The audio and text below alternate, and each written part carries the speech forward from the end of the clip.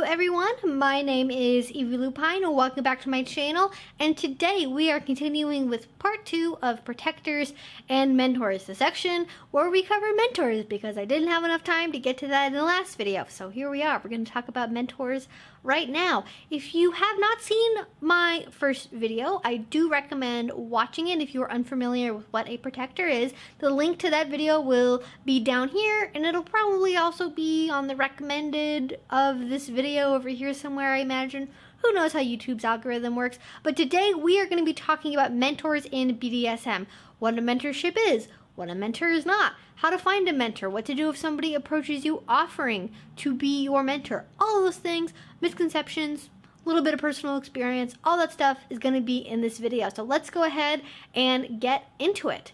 I find that mentorship is a little bit more difficult to define than what a protector is, because honestly a protector has a pretty limited scope of what normally happens. Just to recap, they are somebody who is more or less offering a guardianship to somebody in the BDSM community, usually a submissive, for a limited duration of time. Whereas a mentor can take on a ton of different forms depending on what the needs of the party who is being mentored is and what the skills of the person offering mentorship are. But at its core, mentorship is really about learning and teaching. A mentor is somebody who offers guidance, offers perspectives. They are somebody who can ask questions to you to help you find your own inner knowledge, sort of Socratic method, if you will. And they're somebody that you can ask questions to if you're wondering about a certain feeling that you've had, if you're wondering if somebody is reputable to play with, if you're wondering if something is safe. A mentor is a great resource and a great tool for that.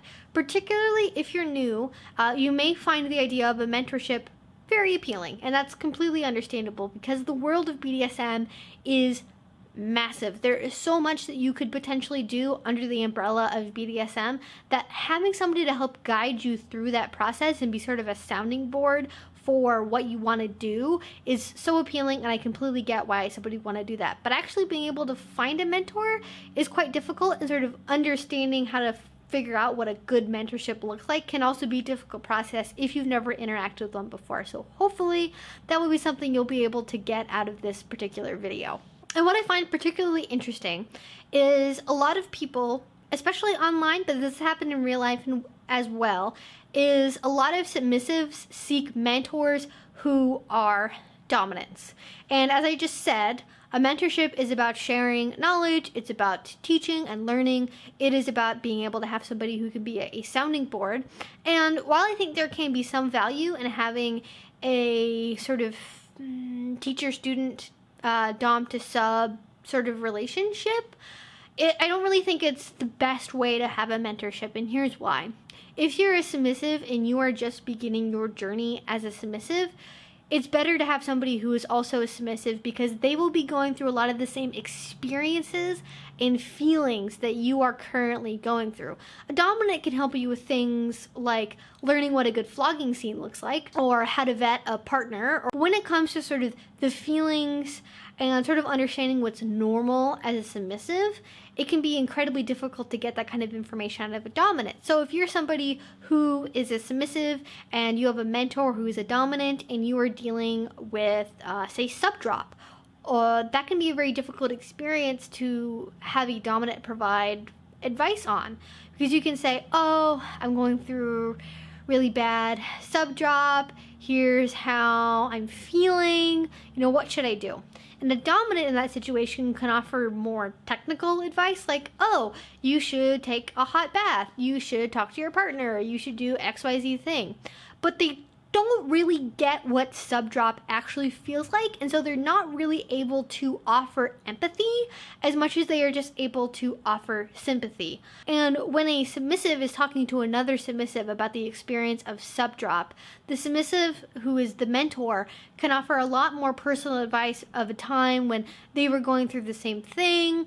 This is how it made them feel, this is what they did to make it feel better, here were the results. Whereas a dominant is really only going to be telling that story through the lens of a submissive that they have been a partner to. So you're kind of getting the same advice from a dominant, really, but you're cutting out the middleman if you talk to the submissive who's experienced it directly. And it can be a lot more personal. It can be a lot more intimate that way.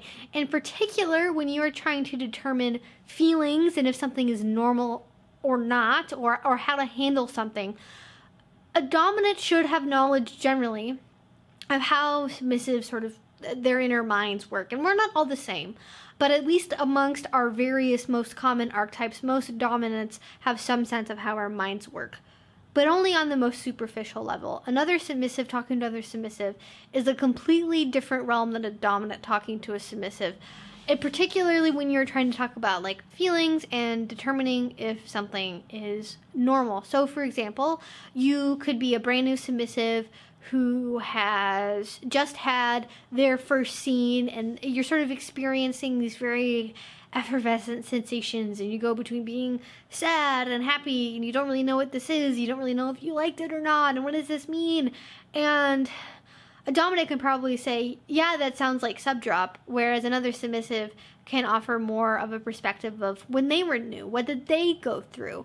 How did they deal with it? How did they resolve any issues? You know, how did they determine what was a good scene from a bad scene as a submissive? And I think there's just so much that's unique about the submissive experience that it's something that you can only really share with another submissive when it comes down to those more like touchy-feely things about being a submissive. And that's basically why I think that it's better to have somebody on the same side of the slash as you when it comes to having a mentorship. And I find that generally when submissives are seeking mentors, it's less technically focused than a dominant mentorship, because learning how to be a submissive is, I think, in a lot of ways a lot more of a mental, emotional process than it is for learning how to be a dominant. So typically when a dominant is mentoring another dominant, rather than being about trying to decode feelings or give run-bys of a scene or trying to determine sort of what level your submission is at or how to handle your brattiness or how to express your little side, a dominant mentorship tends to be more about how can I learn how to do bondage? How can I learn how to swing a flogger? How can I learn how to hold myself in a dominant way in a scene? You know, it tends to be more technically focused than it is mentally, emotionally focused. So I think that's another reason why sort of the crossover doesn't work quite as well if you're having a dominant mentor, a submissive.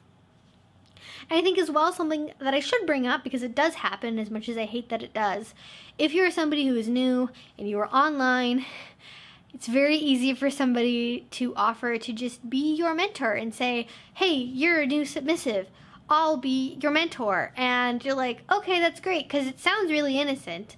It's like, oh, they're not trying to be like my real dom, they just want to help me. And that could very much be the case. That could be legitimately, they want to offer a way to help you through the process of finding yourself in the BDSM scene. And that can be completely legitimate. However, it is yet another window by which predators try to prey on new people in the community. And I hope this doesn't come across as completely doom and gloom, but it is something that happens very frequently online.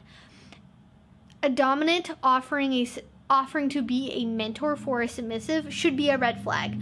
A red flag is not necessarily always a complete slam on the brakes, full stop moment, but it should at least be a yield sign where you're going through the thought process of, why would a dominant want to be a mentor for a submissive? And a lot of times what ends up happening when a dominant mentors a submissive, they are teaching a submissive how to be a submissive for them. And that is maybe accidental, but it can also be something that's very intentional. They are trying to train somebody how to be their submissive and mold them the way that they think submissive should be, which, if you haven't guessed already from other ways that I've talked about this in this video, is there are a lot of ways to be a submissive. And a dominant mentoring a submissive and what it means to be a submissive can end up in a situation where it can get very one true way, and a submissive doesn't really learn anything about submission in a larger sense or what personally appeals to them. They learn how to be a submissive for that particular person, or they learn what that particular person likes, or what that particular person believes is the truth. That can definitely happen with submissive mentorships, but it's way more common with a dominant submissive relationship, because even if you are a mentor and you are not engaging in any BDSM play with your partner, just the inherent power differential that exists between people who are submissive identified and people who are dominant identified in the community is something that plays a role, and it is something that consciously, subconsciously impacts the interaction. It impacts the likelihood that the submissive partner will take what the dominant says just at face value, whereas with the submissive, it tends to be a bit more of a co-equal conversation, if that makes sense. So if you're somebody who is submissive, who wants to be mentored by a dominant, if somebody is dominant approaches you for a mentorship, it's not the worst thing in the world. You can still definitely learn and grow from that, but definitely be skeptical about why they may want to be doing that, and realistically, what are you going to be able to get out of that? What is going to be missing from it? And is it something that you would enjoy more so than you would, or at the same level you would, as being mentored by another submissive? And that leads me into my next point, which is, should mentors be engaging in BDSM with their mentees? And that is a little bit of a complicated question, because I think there are limited applications where engaging BDSM play can make sense in the particular mentee-mentor relationship, but I don't think it's something that should be the norm. And I think if you were attempting to bring it up past a certain level, you were getting into the territory of being in a DS relationship, but calling it by another name and not doing the appropriate negotiations that you should be doing. Typically, a mentor-mentee relationship should be more like a sharing of the minds than a sharing of the body, if you will. It should be about talking through things. It should be about, bouncing ideas off the wall, reviewing, things that you've done, thoughts that you have, kind of helping you work through what it means to be a dominant or a submissive.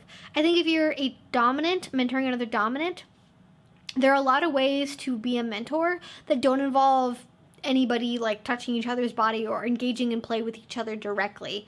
There are a lot of inanimate objects on which one can practice impact play, bondage, caning, wax play, electroplay. There are a lot of things you can just practice that don't involve somebody, the mentor doing something to the mentee or the mentee doing something to the mentor. It can pretty much all be done by example, using inanimate objects, or with, demonstrations such as showing how to crack a whip but not cracking the whip on the other person, if that makes sense. So a lot of it can be very much abstracted, and that is definitely something that is appropriate for a teaching type of relationship, which is what a mentorship generally is.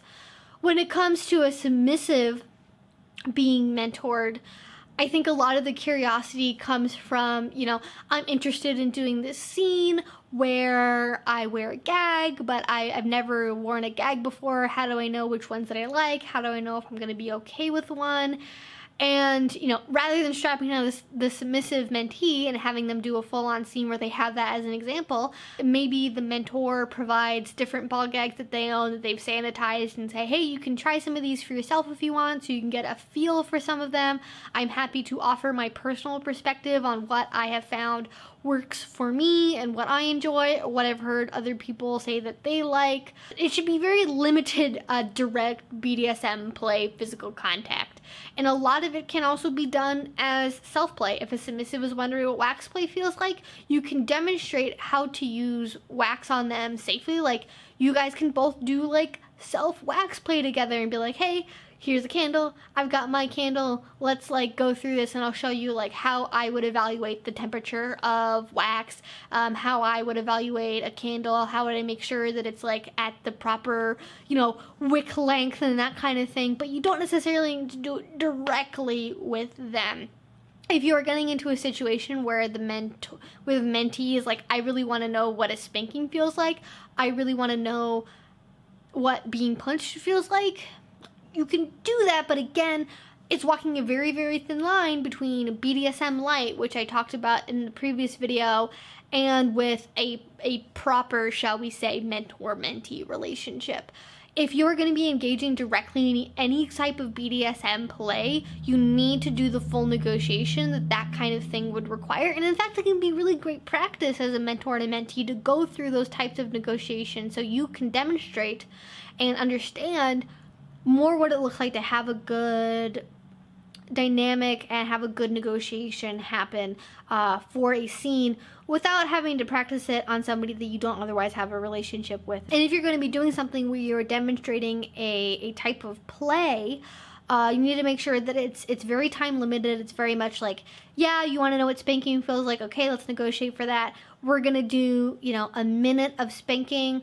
We're going to do, the safe words, aftercare, all that stuff. You should set up all the same things for that kind of demonstration as you would for a quote-unquote real scene. It very much is a real scene, but you need to be really explicit about where the boundaries are in a mentor and a mentee relationship. Again, it gets into the territory of having a BDSM relationship, but calling it by another name and thereby not doing the proper negotiation that you need to do in order for that to be successful. And especially, I think it's most helpful to have a mentor-mentee relationship where it is somebody who does not have like vested interest in you as a play partner, because that can directly, indirectly, consciously or not, lead to situations where the mentor is trying to steer the mentee in a particular direction because it's the type of play that they particularly enjoy, or they want to be able to engage in that type of play with the person they're mentoring, and it can just really, really muddy the waters. And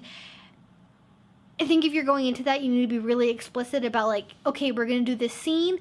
The reason why we're doing it as a mentee and a mentor is because I want to show you what it feels like to have a good scene, what it feels like to have your safe words respected, what it feels like to have aftercare that works for you. I want you to know what it feels like to be spanked correctly. So before you go into a scene with a complete stranger, functionally, it's the first time you're playing with somebody, they are going to be a stranger, that you know kind of what the good should feel like before, you just run off and play with any random Joe in the dungeon and have kind of more practical experience. But it should be very, very, very, very explicit.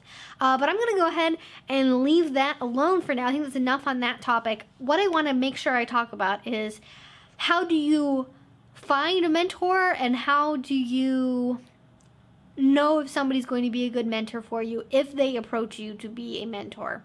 Again, if anybody's offering to be your mentor, I would be very, very wary of that, especially if you are on opposite sides of the slash from each other.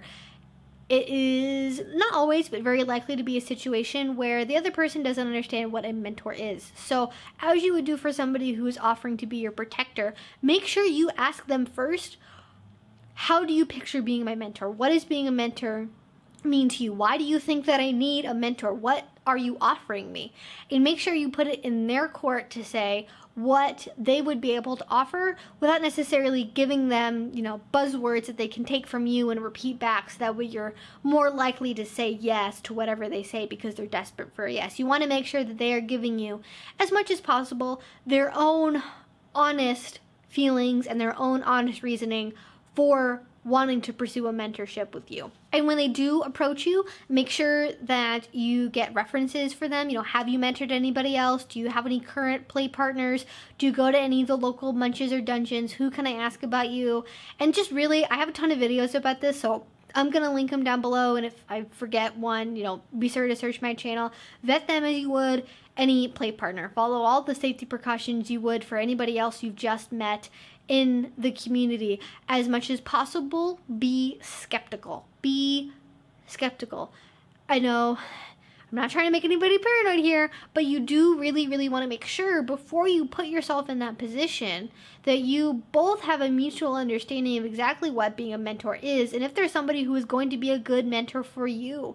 If you are somebody who is a bratty baby girl and you are a complete masochist and somebody wants to mentor you on how to be a good service sub, if you have no inclinations of being a service submissive and that does not appeal to you at all, that is not really going to be a good mentorship for you.